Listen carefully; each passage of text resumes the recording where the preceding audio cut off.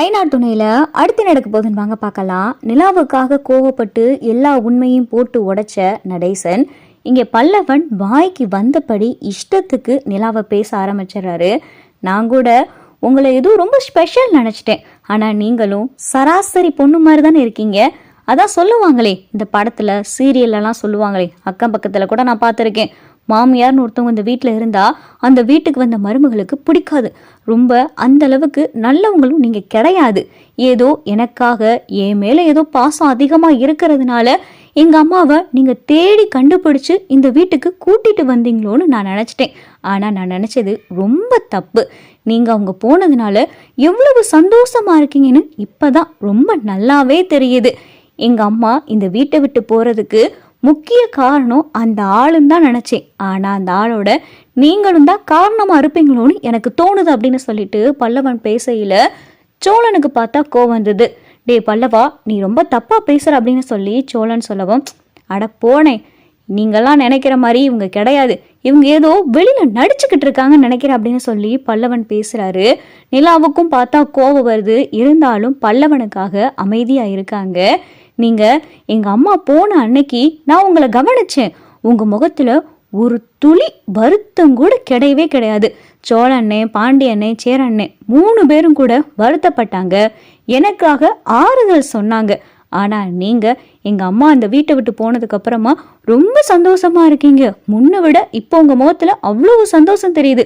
அதை விட அந்த ஆளுக்கு சாப்பாடு வாங்குறது என்ன, அதை வாங்கிட்டு வந்து அந்த ஆளுக்கு தட்டில் போட்டு போய் கொடுக்கறது என்ன, சாப்பிட்ற தட்டிக்கும் அந்த ஆளு கூட பேசுறது என்ன, நீங்கள் 2 பேரும் சிரிச்சு சிரிச்சு பேசுறத இப்போ தான் நான் பார்த்துட்டு வந்தேனே அப்படின்னு சொல்லி பல்லவன் பேசவும், இங்கே நடேசனுக்கு பார்த்தா ரொம்ப கோவம் வருது.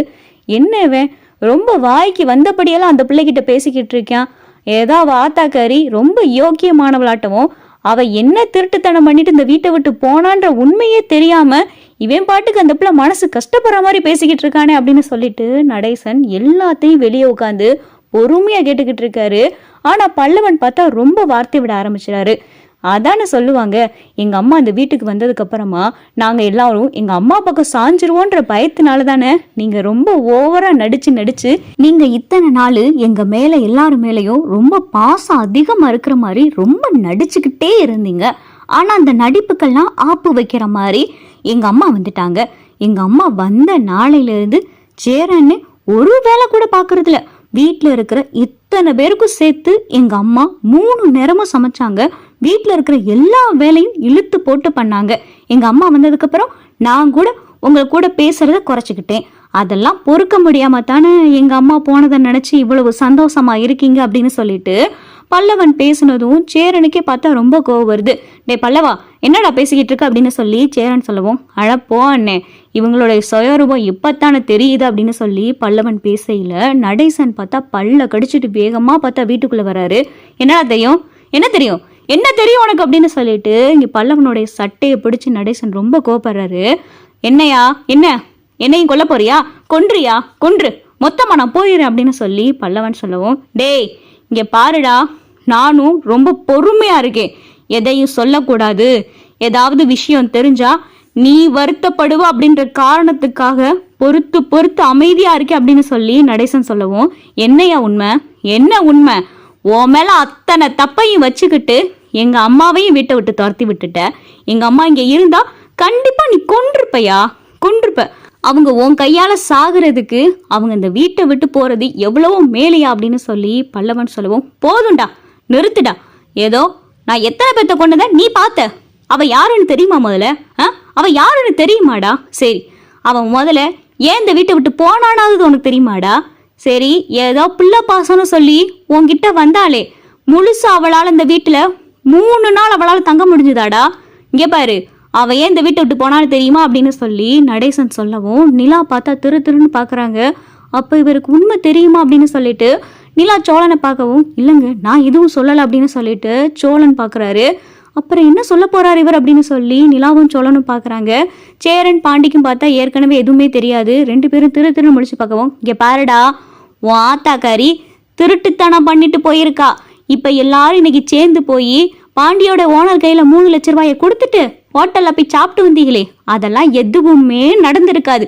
உன் திருட்டு நாய் அம்மா அந்த வீட்டுல இருந்திருந்தா அப்படின்னு சொல்லிட்டு நடேசன் சொல்லவும், என்னையா சொல்ற அப்படின்னு சொல்லி பல்லவன் கேட்கவும், பாண்டிக்கு கொடுக்க வச்சிருந்த 3 லட்சம் ரூபாய அவளுடைய ஓடிப்போன புருஷன் கூட சேர்ந்து திருடி அந்த பணத்தை ஆட்டைய போட பார்த்தா உன் ஆத்தாக்காரி அவளை கையுங்களமா பிடிச்சது நிலா கிட்ட கையுங்களமா சிக்கினதுனால மானம் போச்சு மரியாதை போச்சுன்னு சொல்லி மாதிரியே இந்த வீட்டை விட்டு அவளுடைய கள்ள புருஷனை கூட்டிட்டு ஓடி போயிட்டா உன் ஆத்தாக்காரி. இது தெரியுமாடா? இப்ப சொல்லு, யார பார்த்து என்ன பேசுற? ஏன் இந்த பிள்ளைய பார்த்தா பாசத்தை காட்டி நடிக்கிற மாதிரியா தெரியுது? உன் ஆத்தாக்காரி இருக்கா பாரு, அவளுக்கு தான் பல வேஷம் போட தெரியும். யாருக்கிட்ட என்ன நடிக்கணும், எப்ப நடிக்கணும், எப்படியெல்லாம் பசப்பி நடிக்கணும். உன்கிட்ட நடிப்பாளே, ஒரு 2 நாள் நடிச்சிருந்தாளே அம்மா பாசான்னு அப்படி நீ மயங்கி உருகுனியே, அதெல்லாம் ஒண்ணுமே உண்மை கிடையாது. அவளுக்கு தேவை பணம், அவளுடைய ஓடிப்போன கள்ளக்காதலன், அவ்வளவு தாண்டா அப்படின்னு சொல்லி நடேசன் சொல்லவும் இங்கே பல்லவனுக்கு பார்த்தா எதுவுமே புரியல.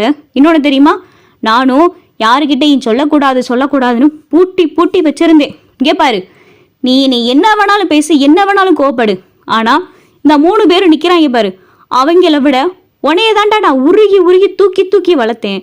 ஆனா ஒரு கட்டத்துக்கு அப்புறமா, விவரம் தெரிஞ்சதுக்கு அப்புறமா நீ தான் என்னைய வெறுத்து ஒதுக்க ஆரம்பிச்ச, அதுவுமே பொய்யான காரணத்துக்காக. இங்க பாருடா, நீ உண்மையிலேயே என் பிள்ளை இல்ல, ஓடி போனாலே வாத்தா அவனுடைய கள்ள புருஷன், அவங்க 2 பேத்துக்கும் பிறந்தவன் தாண்டா நீனு அப்படின்னு சொல்லி நடேசன் சொல்லவும் நிலாவுக்கு பயங்கரமான அதிர்ச்சி. அங்கிள் அப்படின்னு சொல்லிட்டு நிலா சொல்லவோ, போதுமா, நீ கூட என்கிட்ட கேட்டுக்கிட்டே இருந்தியே, 2 நாளா துருவி கேட்டுக்கிட்டு இருந்தியே, அவனுடைய ஆத்தாக்காரிய பத்தி கேட்டுக்கிட்டே இருந்தீல. நானும் உண்மை சொல்லக்கூடாது, உண்மையை சொன்னா இந்த வீட்டுல கொலைப்போறேன்னு சொன்னேல. இங்க நிக்கிறாங்களே சேரன் சோழன் பாண்டி 3 பேரும் தான் எனக்கும் மீனாட்சிக்கும் பிறந்தவங்க. மத்தா இவன் நிக்கிறானே, இவன் அந்த ஓடி போனாலே வடநாட்டுக்காரியும் வடநாட்டு புருஷன், அவங்களுக்கு பிறந்தவன் தான் இவன். விட்டுட்டு போயிட்டா, எவனோ பிறந்தவன்னு சொல்லி எங்கேயோ விட்டுட்டு போயிட்டா. நான் தான் தூக்கி வளர்த்தேன். இவனை தூக்கி வளர்த்த எனக்கு கிடைக்கிற பேரை பாத்தியா? தூக்கி வளர்த்த கேடா மாறுல உதைக்குன்னு சொல்லுவாங்க. அந்த மாதிரி இவன் என்னை என்னெல்லாம் பேசுறான் பாரு. என்னைய பேசினா கூட நான் தாங்கிக்கிருவேன். ஆனா எதுவுமே கள்ளங்கபடம் அறியாத, யாருக்கும் தப்பு நினைக்காத பிள்ளை நீ. இவனுடைய மனசு சந்தோஷமா இருக்கணும் அப்படின்றதுக்காக மட்டுமே அவளுடைய உண்மையான முகம் தெரியாம அவளை தேடி கண்டுபிடிச்சு இந்த வீட்டுக்கு கூட்டிட்டு வந்தது நீனு. உன்னைய பார்த்து இவன் என்ன பேச்சு பேசிட்டான் பாரு அப்படின்னு சொல்லிட்டு நடேசன் சொல்லவும் நிலாவுக்கு பார்த்தா கண்ணே கலங்கி நிலா கதறி அழுகுறாங்க. இங்க பல்லவன் பார்த்தா பேசவே முடியல. இத்தனை நாள் இவர் மேல நம்ம கோவப்படுறதுக்கு எந்த அருகதையுமே இல்லை. எதுக்காக இவர் மேல நம்ம இப்படி வாயா போயா மரியாதை இல்லாம எப்படி இவரை நம்ம பேச போச்சு அப்படின்னு சொல்லிட்டு வெக்கப்பட்டு கூனி குறுகி போய் பல்லவன் அசிங்கப்பட்டு அப்படியே நிக்கிறாரு. பல்லவன் தேம்பி அழுதுகிட்டு இருக்காரு. நடேசனுடைய முகத்தை பார்த்தா நிமிந்து கூட பார்க்க முடியல. அப்பதான் நிலா, இங்க பாரு பல்லவா, எல்லா உண்மையும் உனக்கு தெரிஞ்சிருச்சு. இதுக்கும் மேலே நான் எதையும் மறைக்க விரும்பல. அவங்க உன்னுடைய அம்மா, அவ்வளவுதான் பல்லவா. மற்றபடி அவங்க எந்த விதமான தகுதியுமே இல்லாதவங்க. உன் மேல அவங்களுக்கு கொஞ்சம் கூட பாசமே இல்லை பல்லவா. அத அவங்க வாயாலேயே அவங்க புருஷன்கிட்ட பேசிக்கிட்டு இருந்ததை நான் கேட்டேன். உண்மையெல்லாம் தெரிஞ்சா நீ வருத்தப்படுவேன்றதுக்காகத்தான் எதையுமே நான் சொல்லாம அமைதியா இருந்தேன் அப்படின்னு சொல்லிட்டு நிலா பல்லவன் கிட்ட சொல்லிக்கிட்டு இருக்காங்க.